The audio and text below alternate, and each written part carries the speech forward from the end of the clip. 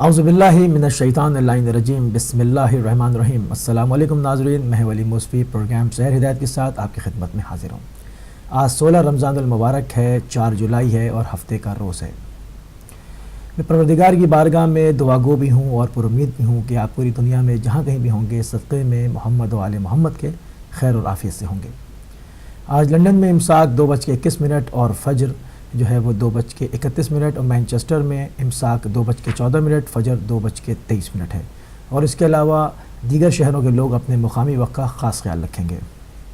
ناظرین، جیسا کہ آپ کے علم میں ہے کہ ہم اپنے پروگرام کا آغاز ماہ مبارک رمضان کے فضائل سے یا قرآن کریم کے فضائل سے اس پروگرام کا آغاز کرتے ہیں، پھر لائیو کالز بھی کھول دیتے ہیں، آپ بھی اس میں شامل ہوتے ہیں اور رمضان سے متعلق جو آپ کی انڈرسٹینڈنگ ہے ٹاپک پر رہتے ہوئے آپ کے سوالوں کا جواب ہماری معزز مہمان شخصیت کی جانب سے آپ کی خدمت میں صادر کیے جاتے ہیں۔ تو آج بھی ویسے ہی ہوگا، اور آج ہم نے ان تمام امور کے اوپر، چونکہ آج ہمارا ٹاپک جو ہے وہ ماہ مبارک رمضان اور نماز شب کی فضیلت پر ہے، جس کے اوپر ہم نے گفتگو کرنے کے لیے قبلہ جناب سید اظہر نقوی صاحب کو دعوت دی ہے۔ آپ کو خوش آمدید کہتے ہیں اور آپ کی خدمت میں سلام عرض کرتے ہیں۔ جیسا کہ قبلہ بھی ہم نے کہا کہ آج جو ہے وہ ہمارا ٹاپک ماہ مبارک رمضان اور نماز شب ہے، کیونکہ گزشتہ ہفتے جب آپ تشریف لائے تھے تو اس کے اوپر کچھ گفتگو ہوئی تھی اور اس کے کچھ جو ہے مضامین گفتگو سے رہ گئے تھے، کیونکہ اس وقت ہمارا ٹائم ختم ہو گیا تھا۔ تو ہم چاہیں گے کہ اس سلسلے کو آج کنٹینیو کریں، اور ماہ مبارک رمضان میں جو نماز شب کی اہمیت ہے وہ اور بڑھ جاتی ہے، تو اس کے اوپر میں چاہوں گا کہ آپ ہمارے مومنین کو اس کے اوپر جو ہے وہ روشنی ان امور کے اوپر سے ان کو آگاہ کریں۔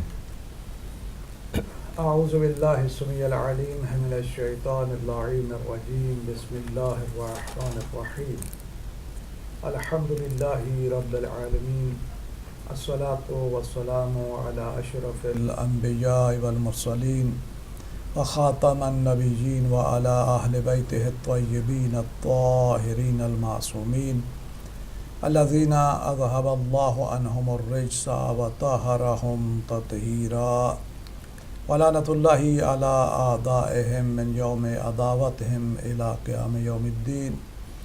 اما بعد، فقد قال اللہ سبحانہ وتعالی فی محکم کتابہ الکریم وہو اصدق القائلین وقولہ الحق۔ بسم اللہ الرحمن الرحیم، ان المتقین فی جنات وعیون۔ صدق اللہ العلی العظیم۔ نہایت ہی شکریہ موسوی صاحب، آپ نے پھر جو ہے وہ ہمیں موقع دیا تاکہ ہم اس ٹاپک کا تھوڑی سی اور گفتگو کر لیں، کیونکہ ٹاپک ایسا ہے کہ جتنی اس پر گفتگو کی جائے وہ کم ہے۔ سبحان اللہ، یقین جانیے اتنے فضائل ہیں نماز تہجد کے، اور پھر خوش نصیب ہے وہ انسان کہ جو ماہ رمضان میں اس کا اسٹارٹ لیتا ہے، سبحان اللہ، کیونکہ یہ اللہ کا مہینہ ہے، اور جو اللہ کے مہینے کے ساتھ ایسے اعمال کا اسٹارٹ کرتا ہے کہ جس پر بہت زیادہ توجہ دلائی گئی ہے، یہاں تک کہ پیغمبر اسلام محمد مصطفیٰ صلی اللہ علیہ وسلم فرماتے ہیں کہ جبرائیل نے مجھے بار بار کہا، میں یوں سمجھنے لگا کہ شاید میری امت کو سونے کا ٹائم بہت کم ملے، لیکن یہ وہ امت ہے کہ یہ جن کے پاس ہے ہی سونے کا کام، یعنی اتنے غافل ہیں، اور صرف ایک جو مسئلہ ان کو مل گیا ہے کہ ہم امت مرحومہ ہیں، ہم بخشے ہوئے ہیں، لہذا ہمیں کسی عمل کی ضرورت ہی نہیں ہے۔ لیکن اگر حدیث کی طرف رجوع کیا جائے، قرآن مجید کی طرف رجوع کیا جائے تو بات ہی کچھ اور ہے۔ تو اللہ سبحانہ وتعالیٰ اپنی مقدس کتاب میں ارشاد فرما رہا ہے، ان المتقین فی جنات وعیون، یقیناً جنت میں اور جو جنت کے چشمے ہیں ان کی بہار حاصل کرنے والے جو ہیں وہ متقین ہیں۔ متقی کی بات ہو رہی ہے، تو سب سے پہلے انسان کو چاہیے کہ وہ صاحب تقوی بنے، تقوی کو اختیار کرے۔ جب تک تقوی نہیں آئے گا تو یہ امور کبھی بھی وہ حاصل نہیں کر سکتا۔ جو اللہ سے ہی نہیں ڈرتا، جو اللہ کے ساتھ ہی اپنے آپ کو نہیں جوڑنا چاہتا، جو اللہ کی بارگاہ میں نہیں آنا چاہتا، تو وہ ان چیزوں سے کہاں فائدہ حاصل کریں گے؟ یہ وہی لوگ فائدہ حاصل کر سکتے ہیں کہ جو اللہ کی طرف متوجہ ہیں، جو اللہ کی بارگاہ میں گڑ گڑاتے ہیں، اور انہی کے لیے جنت بھی ہے اور انہی کے لیے جنت کی بہاریں بھی ہیں، اور جو چشمے ہیں جنت میں، اور جو نہریں ہیں جنت میں۔ فقط یہ کہہ دینا کہ ہم نے کلمہ پڑھ لیا ہے اور ہم نے ایک بہت بڑا وہ تیر مار دیا ہے، ہم نے بڑا احسان کر دیا، کس پر احسان کیا ہے تم نے؟ صحیح، کسی پہ نہیں، کسی پہ احسان نہیں۔ اللہ اگر ہم اس کا کلمہ پڑھیں یا نہ پڑھیں، وہ ہمارا محتاج نہیں ہے، ساری مخلوق اس کی محتاج ہے۔ بے شک، اگر ہم کلمہ پڑھتے ہیں تو یہ ہمارے فائدے کے لیے ہے، اگر ہم عبادت کرتے ہیں تو یہ ہمارے فائدے کے لیے، اگر ہم اس کی عبادت نہیں کرتے تو کیا وہ معبود نہیں ہے؟ یسبح للہ ما فی السماوات و ما فی الارض، اس کی تو جو زمین و آسمان میں مخلوق ہے وہ تسبیح کر رہی ہے۔ انسان کو یہ غلط فہمی ہو گئی ہے کہ شاید اگر ہم اس کی عبادت کریں گے تو وہ معبود کرائے گا، اگر اس کی عبادت نہیں کریں گے تو وہ معبود نہیں۔ ایسی بات نہیں ہے، یہ جہالت ہے، یہ کم علمی ہے، یہ دین سے دوری ہے میرے بھائی۔ یہ آپ کا فائدہ ہے، اس میں آپ کی عاقبت ہے۔ تو اللہ سبحانہ و تعالیٰ ارشاد فرما رہا ہے ان المتقین فی جنات و عیون آخذین ما آتاہم ربہم، اور وہ سب کچھ وہ حاصل کریں گے کہ جو ان کے رب نے انہیں عطا کیا ہے۔ تو اللہ سبحانہ و تعالیٰ نے مومن کو وعدہ تو کیا ہوا ہے، اگر یہ کرو گے تو اس کے بدلے میں یہ ملے گا، یہ کرو گے تو یہ ملے گا، تو چیزیں تو بہت ساری ہیں۔ اور یہ اس وقت ایک چیز کا احساس ہوتا ہے کہ جب کوئی بندہ ایک چیز کو کھو بیٹھتا ہے، پھر اس کی قدر، اس کی عظمت کا پتہ چلتا ہے۔ تو اگر انسان جنت نہیں حاصل کرے گا تو پھر کہاں جائے گا؟ اس کا ٹھکانہ کہاں ہے؟ صحیح، دوسرا مقام تو جہنم ہے، دو ہی وہاں مقام ہے، ایک جنت ہے اور دوسرا جہنم، تیسری جگہ کوئی نہیں ہے۔ تو انسان کو چاہیے کہ جہاں اس دنیا میں اتنی کوشش کر رہا ہے، اتنا سٹرگل کر رہا ہے، اتنی محنت کر رہا ہے دنیا کو حاصل کرنے کے لیے، تو اس دنیا کے لیے کیوں نہیں سوچتا کہ جہاں پر اس نے ہمیشہ ہمیشہ کے لیے رہنا ہے؟ تو اللہ سبحانہ و تعالیٰ نے جو وعدہ کیا ہے اگر تم اس پر پورے اترو گے تو وہ تمہیں دے گا۔ بالکل۔ تو ارشاد فرماتا ہے آخذین ما آتاہم ربہم، اور وہ سب کچھ حاصل کیے ہوئے ہیں جو ان کے رب نے انہیں عطا ہے۔ انہم کانوا قبل ذالک محسنین، یہ سب کا سب کیوں اللہ نے انہیں دیا ہے؟ اس لیے کہ یہ پہلے احسان کرنے والوں میں سے تھے۔ دیکھیے اللہ اکبر، ان اللہ یحب المحسنین، قرآن مجید میں ارشاد فرماتا ہے کہ اللہ تو محبت احسان کرنے والوں سے کرتا ہے، یعنی احسان کر۔ اور خاص طور پر ماہ رمضان المبارک، میں نے پچھلے شاید پروگرام میں بھی یہ عرض کیا تھا کہ اس میں تو فضیلت اتنی ہے، ثواب اتنا ہے کہ اگر قرآن کی ایک آیت پڑھو گے تو پورے قرآن کا ثواب ملے گا۔ تو قرآن میں کتنی آیات ہیں ان کا شمار کرو اور پھر ایک آیت کا اتنا ثواب مل جائے۔ تو اسی طرح اگر راہ خدا میں، ویسے تو دینا پورے سال میں ضروری ہے، اور بہت اچھی بات ہے کہ جو راہ خدا میں صرف کرتے ہیں، اس لیے یہ سارے کا سارا اللہ کا دیا ہوا ہے۔ تو اللہ کا جب دیا ہوا ہے تو جہاں پر اس نے علامات مومن کا ذکر کیا ہے تو وہاں پر یہ بھی ارشاد فرماتا ہے وَمِمَّا رَزَقْنَاهُمْ يُنْفِقُونَ۔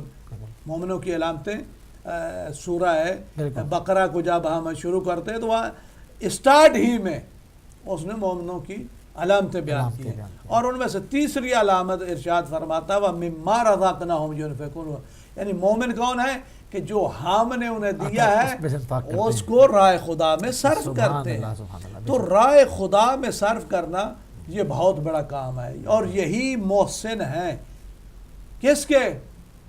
اللہ کی مخلوق پر احسان کرتے ہیں۔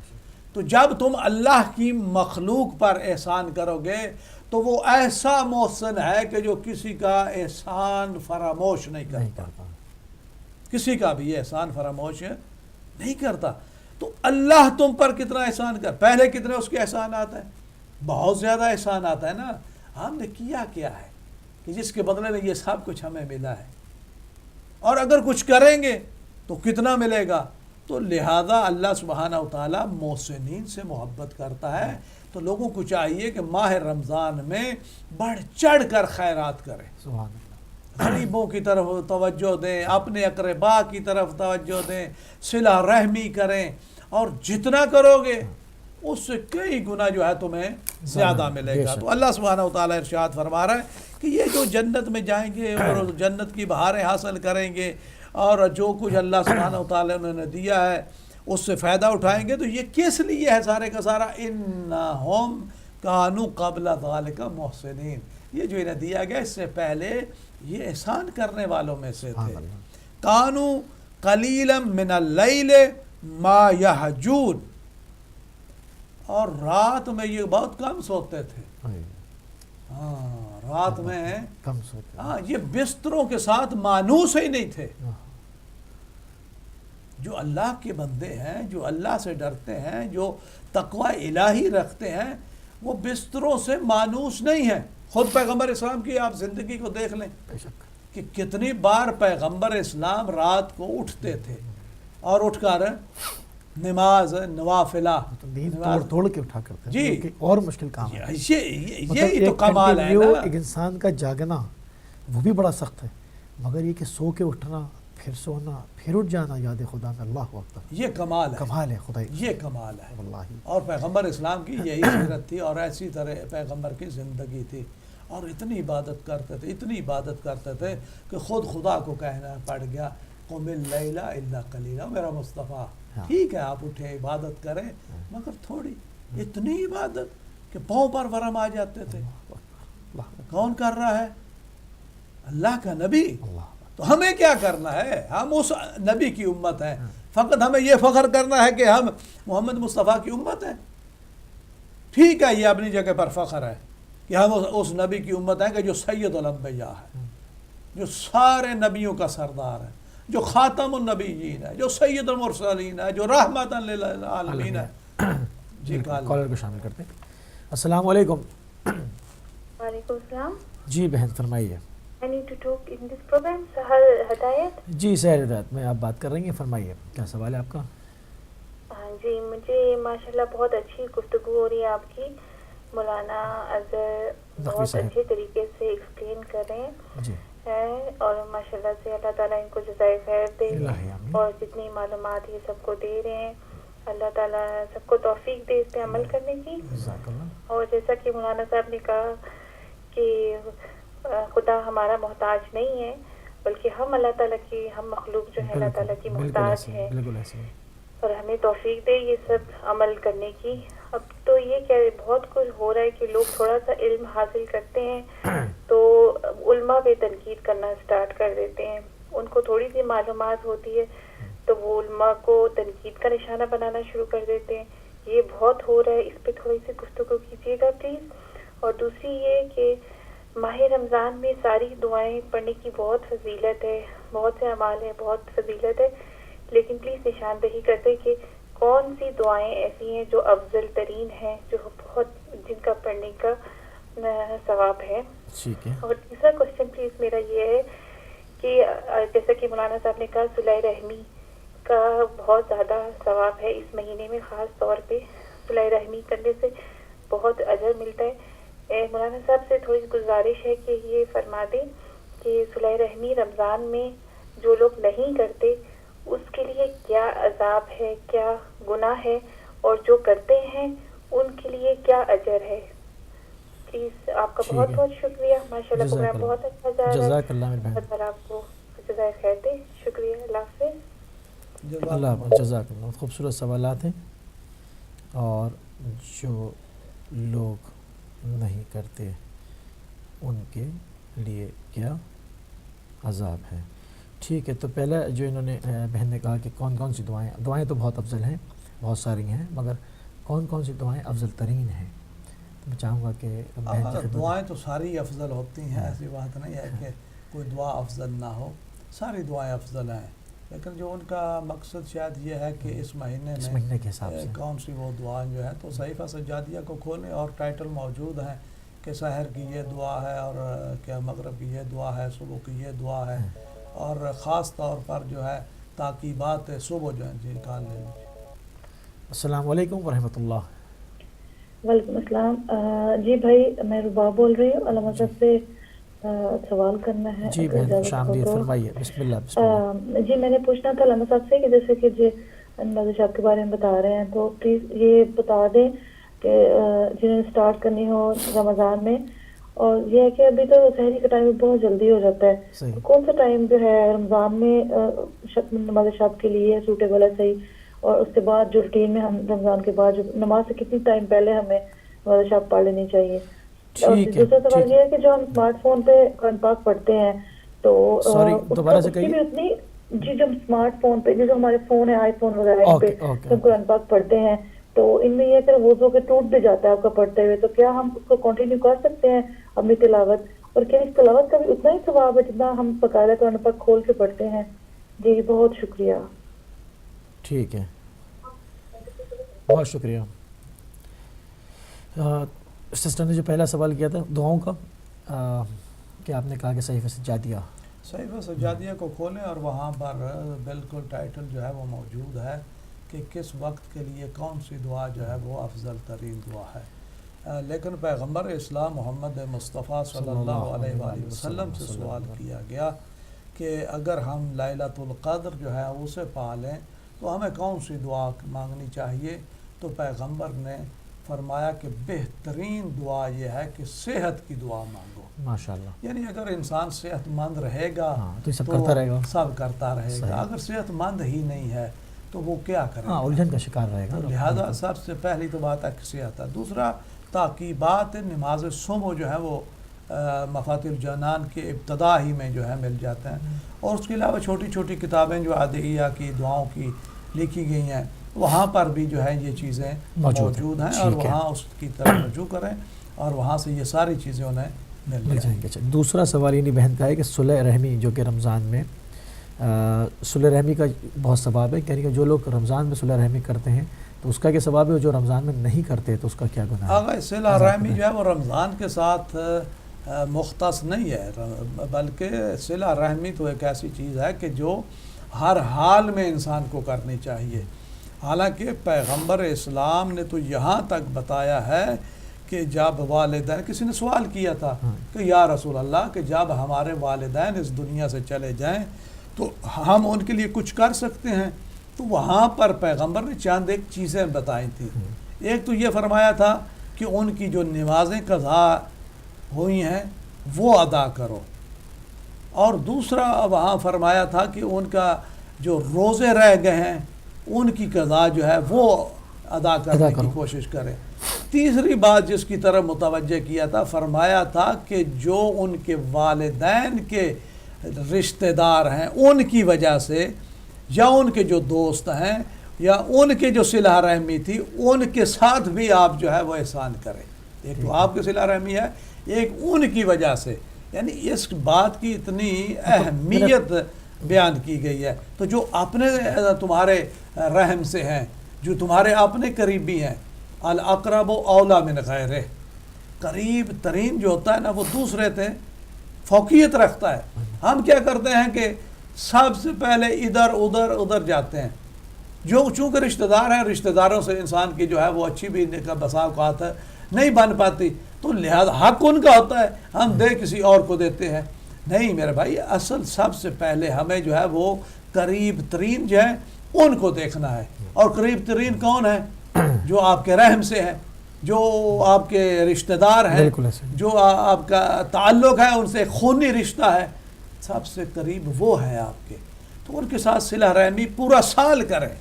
یہ فقط رمضان میں، رمضان کا کہنے کا مقصد یہ ہے کہ رمضان میں اگر ایک دو گے تو اس کا تمہیں نہ جانے کے کتنا اجر ملے گا بے حساب. اور اسی طرح اس کا الٹا بھی ہو جائے گا اگر اس مہینے میں انسان کوتاہی کرے گا. یہ تو ظاہر اللہ کا مہینہ ہے نا، تو اللہ کے مہینے میں اگر تم کسی پر شفقت نہیں کرو گے تو کیا خدا تمہارے ساتھ شفقت کرے گا؟ خدا نے تم کسی پر رحم نہیں کرو گے. مہمان بنایا اور مہمان ایسا پہنچ جائے جس کو آداب ہی نہ پتہ ہو، جی تو وہ اس کا ثواب کا مقصد میں بالکل الٹ ہو جاتا ہے. ٹھیک ہے، لہذا ہمیں جو بھی عمل کرنا ہے معرفت کے ساتھ. جب معرفت کے ساتھ ہوگا عمل تو اس کا جو اجر ہے بہت زیادہ ہوتا ہے. ٹھیک ہے، کالر کو شامل کرتے ہیں. السلام علیکم ورحمۃ اللہ. السلام علیکم ورحمۃ اللہ وبرکاتہ.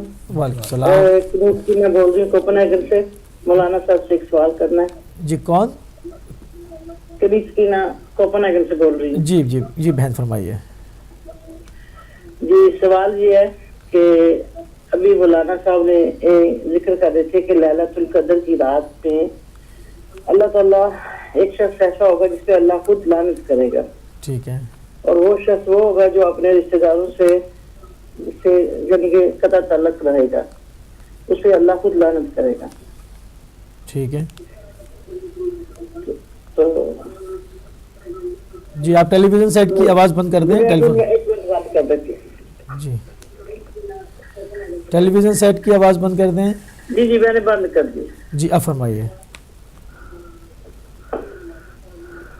جی ابھی میں نے جو سوال کیا نا کہ جی جی جی اتنا میں نے لکھ لیا ہے, آگے فرمائیے. لکھ لیا نا. آگے میرا سوال یہ ہے کہ اگر انسان اپنی طرف سے صلح کوشش کرتا ہے کہ جو ہماری قریبی رشتہ دار ان کے ساتھ ہم تعلقات اچھے بنائیں, لیکن وہ رشتہ دار آپ سے قطع تعلق رکھنا چاہتے ہیں, تو اس صورت میں انسان سے کیا کر سکتا ہے؟ ٹھیک ہے جی شکریہ, سوال کا جواب دے دیں. ٹھیک ہے, جزاک اللہ.